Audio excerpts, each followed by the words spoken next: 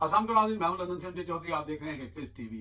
नाज़रीन, 3-4 अहम खबरें हैं। एक तो इकबाल संघेड़ा के बारे में जो खबर आ रही है, ख्वाजा आसफ के वो फ्रंटमैन मुबैना तौर पर बताए जाते थे, फिर वो उनके ऊपर करप्शन का वो सारा मामला, और अब मुतज़ाद खबरें आ रही हैं। कोई ये कह रहा है यानी कि पुलिस की कस्टडी से तो वो भागे हैं, वो भी एक लतीफ़ा ही है। और कोई ये कह रहा है कि शायद उनको कोई नुकसान पहुंचा दिया गया है, कोई कह रहा है यूरोप भाग गया है, और कोई कह रहा है कि नहीं, उनको वो ख़ास लोग जो हैं वो उठा के ले गए हैं। तो इस खबर पे हम डिस्कस करेंगे।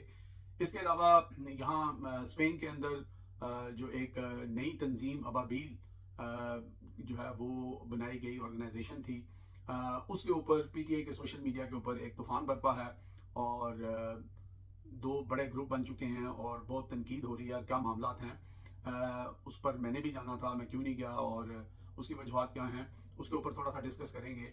और मरीम नवाज शरीफ साहबा ब्राज़ील गई, उन्होंने जो है वो एक जिसे कहते हैं कि नॉर्मल फ़्लाइट वहाँ पे पकड़ी, लेकिन उनके ऊपर मुबैना तौर पर कहा जा रहा है कि वो अपने जो उनका जहाज़ जो उनको एयरफोर्स की तरफ से जो भी उसमें गई, और फिर लूटन से वो लंदन से लाहौर भी जो है वो पहुँच गई हैं।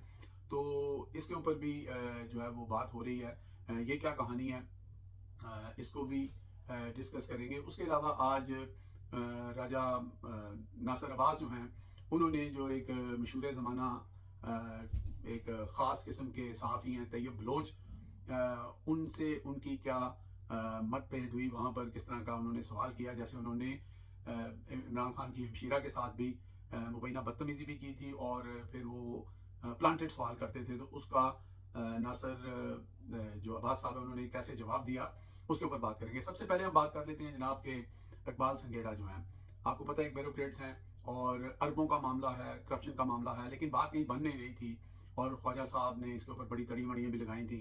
फिर नवाज शरीफ से मुलाकात और मरीम से मुलाकात के बाद चीज़ों को काम डाउन किया गया था। लेकिन अब खबर ये आ रही है कि जनाब इकबाल संघेड़ा जो है वो 13 नवंबर को जो है वो अचानक पुलिस की हिरासत से किसी चक्री जो चक्री वो अपना है मोटरवे के ऊपर रेस्ट हाउस, वहाँ से चक्कर दे के निकल गए, और उनके भाई और पता नहीं कौन कौन उनको ले गए। और उसकी रिपोर्ट जो है वो 15 तारीख को मुकदमा दर्ज होता है उनके फरार होने का। अब ये बहुत बड़ा लतीफ़ा है। ये वो पुलिस है जो कश्मीर पहुंच जाती है बेगुनाह लोगों को गोलियां मारने के लिए। ये वो पुलिस है जो इस्लामाबाद में लोगों को जो है वो गोलियां मारती है। ये वो पुलिस है जैसे इस्लामाबाद के आईजी हैं जो मरीद के अंदर जो है वो वहाँ पे कत्लेआम करती है। लेकिन यहाँ पे उनसे एक इतना हाई प्रोफाइल बंदा निकल गया, और जनाब उसकी रिपोर्ट जो है वो 2 दिन बाद, और उसके अंदर मासूमाना तरीके से कि जी बड़े शर्मिंदा थे हम, बड़े जो है ना अफसोस कर रहे थे कि ये क्या हो गया, हमारे हाथ से ये बंदा निकल गया।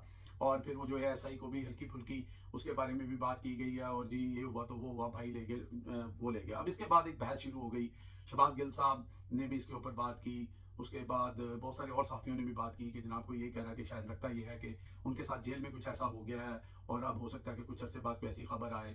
और कुछ लोग ये कह रहे हैं कि जो कि वो शायद बैरून मुल्क जो है वो फरार हो गए हैं और वहाँ चले गए हैं। अगर ऐसा हुआ है तो फिर तो बहुत ही बड़ी कामयाबी है। इस वक्त जो हुकूमत चला रहे हैं, जो डंडा लेके खड़े हुए हैं, अगर उनकी नाक के नीचे से कोई बैरून मुल्क चला जाता है और इतना हाई प्रोफाइल केस होगा, तो ये भी बड़ी जो है एजाज़ की बात है। लेकिन जो अजमल जामी हैं उनकी खबर जो है वो हकायक के करीब तरीन है, और उन्होंने जो खबर दी है उसके अंदर ये बताया गया है कि जहाँ पे वो अपना लाहौर में जेल के अंदर थे, उसकी साथ वाली बैरक के अंदर एक मशहूर यूट्यूबर जो है वो भी बंद है, और उनकी आपस में बातचीत भी होती थी, दोस्ती भी हो गई थी।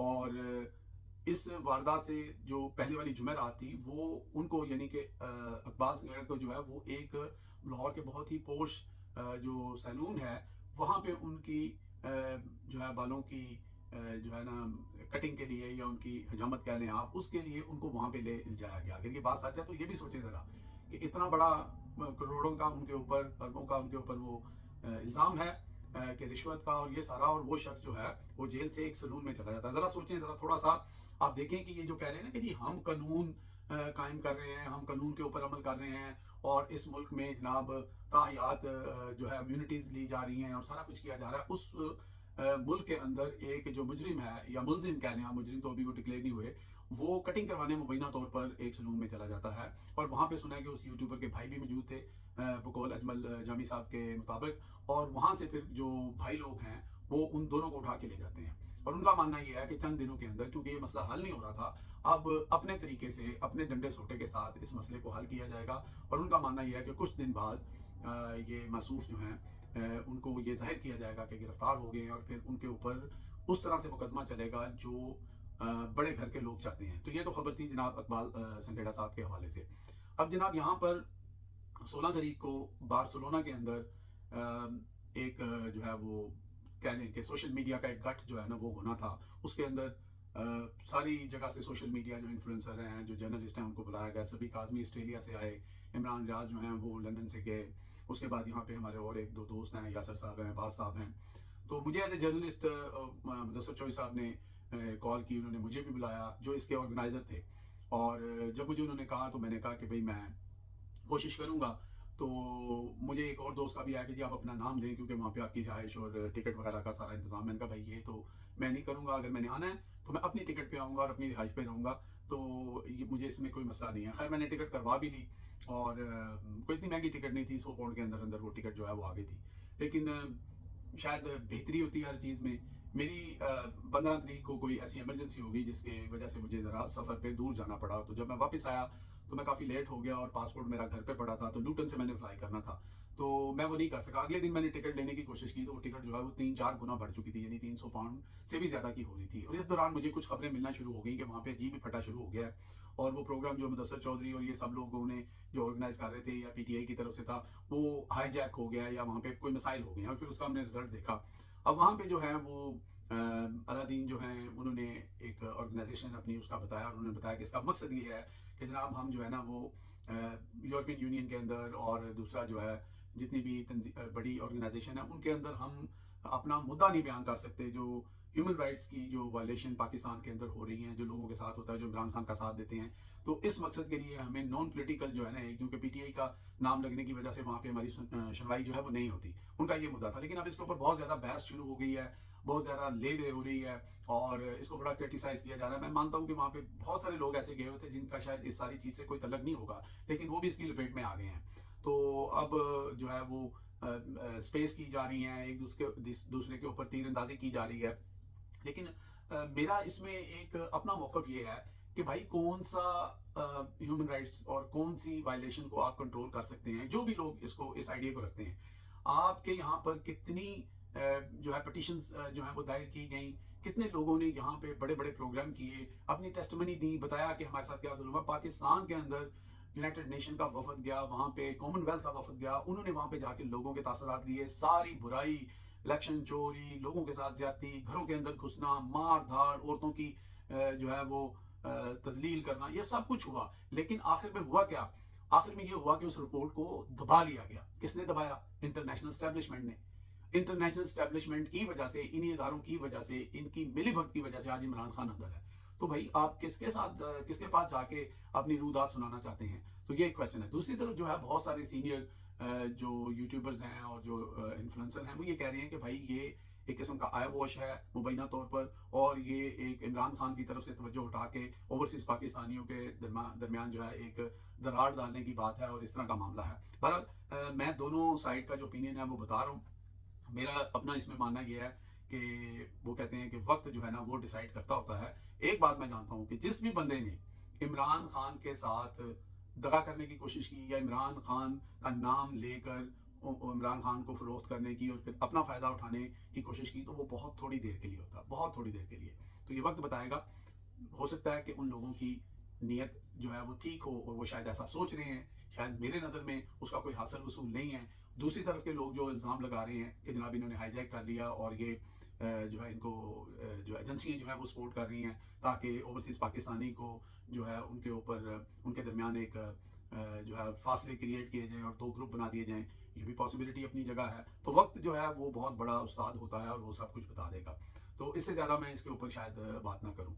और दूसरा जनाब मरियम नवाज शरीफ साहबा के बारे में जो शहबाज गिल साहब ने बताया है कि ये कोई वकास साहब हैं जर्नलिस्ट, उन्होंने ये रिपोर्ट किया है कि मरियम साहबा गई तो एक जिसे कहते हैं लोकल फ़्लाइट जिस तरह लेके जाते हैं, वो ब्राज़ील पहुंची, लेकिन उनका जहाज़ जो है वो कहीं और रुका और वहाँ से वो वहाँ गई और वहाँ से वापस फिर वो जहाज़ लूटन आया, लूटन से वो फिर, क्योंकि ये एनवायरनमेंट से लेके रिलेटेड ये कॉन्फ्रेंस थी और अगर वो अकेली जाती है जहाज़ में तो वहाँ पे ये सवाल हो सकता था कि भाई हम तो एनवायरनमेंट की बात कर रहे हैं, आप अकेली यहाँ पे पूरा एक चार्टर्ड जहाज़ लेके आ गई हैं, तो ये मुबैना तौर पर कहा जा रहा है। बाकी आखिर में हम बात कर लेते हैं जनाब कि आज जब तहरीक इस्तेकाम ने एक प्रेस टॉक करनी थी इस्लामाबाद में, तो वहाँ पे पहुँच गए जनाब तैयब बलोच साहब। ये वही हैं जो अंडा मारने वाले केस में और उसके बाद जो हमशीरा है इमरान खान की, हलीमा खान साहिबा, उनके साथ जो गुफ्तगू और बदतमीज़ी हुई थी, ये वही शख्स हैं। तो आज भी इन्होंने यहाँ पे इसी तरह का जब काम किया तो उन्होंने कहा कि जनाब तालिबान को बसाने वाले जो हैं, वो किसने बसाया था, वो इमरान खान है, आप तो उसमें शामिल थे। तो उसके ऊपर राजा नासर अब्बास साहब ने कहा कि भाई जिसकी गवर्नमेंट और जिसकी हुकूमत में तालिबान यहाँ पे आके बसे हैं, उन पे अल्लाह की लानत, उन पे अल्लाह के रसूल की लानत और उन पे हम सब की लानत, और आप उसके ऊपर लानत भेजें। तो उन्होंने कहा जी ठीक है। फिर उन्होंने कहा कि जिसने ये आईनी तरमीम की है, जिसने करवाई है, उस पर भी अल्लाह की लानत, उस पर भी रसूल की लानत और उस पर भी तुम लानत भेजो। तो उसके ऊपर जनाब फिर वो तैयब बलोच साहब के चरागों में रोशनी न रही। तो फिर उन्होंने कहा नहीं नहीं, ये तो पार्लियामेंट का फैसला है, पार्लियामेंट मुकद्दम है, पार्लियामेंट ये है, पार्लियामेंट वो है। बहरहाल उनकी वहाँ पर वो जो उनको टास्क दिया गया था, जो लाइंस दी गई थी, वो राजा नासर अब्बास साहब ने उल्टा दी और फिर जनाब वो वहाँ से टाइम टाइम फिश हो गए। तो ये थी जनाब आज की स्टोरी और ये सारी खबरें थी। मेरे चैनल को सब्सक्राइब कर लें, लाइक कर लें और तुम हमें याद रखें। मेरी तरफ से अल्लाह हाफिज़।